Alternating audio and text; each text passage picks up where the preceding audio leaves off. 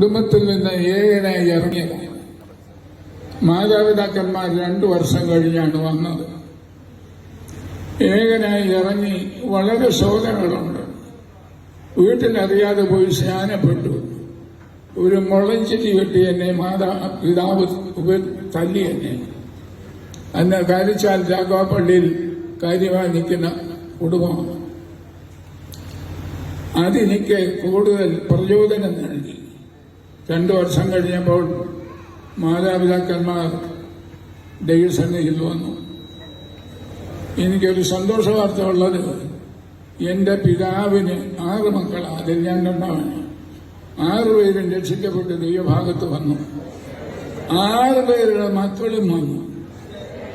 എന്റെ കുടുംബത്തിൽ പിതാവിനൊത്ത് താഴോട്ട് പറയാ, ഒരൊറ്റ വ്യക്തി രക്ഷിക്കപ്പെടാനില്ല. എല്ലാവരും രക്ഷിക്കപ്പെട്ട് നിർവഹിക്കുന്നു. എനിക്കൊരു ആശ്വാസം നൽകുന്നതാണ്. ഞാൻ പ്രാരംഭത്തിൽ ചില പ്രവർത്തനങ്ങൾ ചെയ്തു. ഡ്രമ്മൊക്കെ തല്ലി പൊട്ടിച്ചു, കഴുത്തിന് പിടിച്ചു നീട്ടി. ചില പ്രശ്നങ്ങളുണ്ടായി. ജീവിതത്തിൽ മൊറോക്കോ ലെതറിൽ ബൈൻഡ് ചെയ്ത് നല്ലൊരു ബൈബിളായിരുന്നു. പിറക്കൽ മാമച്ചൻ എന്ന് പറയുന്ന ഊത്തനായ ഒരു മനുഷ്യൻ പള്ളിഭക്തൻ വന്ന് പിടിച്ചു പറിച്ച് പള്ളിയിലെ വകയിലായി ഇത് പള്ളിക്ക് വേണമെന്നും പറഞ്ഞു. വിയോരത്ത് യാക്കാപ്പള്ളി ഇരിക്കുന്ന എന്റെ ബൈബിളാണ്.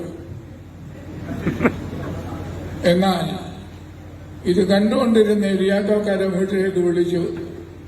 എന്നെ കൊണ്ടുപോയി പ്രാർത്ഥിച്ചു. അവിടെ യോഗം ആരംഭിച്ചു. അദ്ദേഹത്തിന്റെ മകനാണ് വിയോരം ജോർജ് കുട്ടി, ഇപ്പോൾ അമേരിക്കയിലുള്ളത്. ആ കുടുംബത്തെ തന്നു, പല കുടുംബത്തെ തന്നു. അടുത്ത് മാതൃമുകളിലോട്ട് കയറി കുന്തും തള്ളും ബഹളമൊക്കെ ഉണ്ടായി. അവിടെ വള്ളമൊക്കെ തള്ളിക്കളഞ്ഞു. ആ പ്രതികൂലത്തിന്റെ മധ്യത്തിലും ദൈവം അവിടെ ആത്മാക്കളെ തന്നു. പ്രതികൂലത്തിൽ മുന്നോട്ട്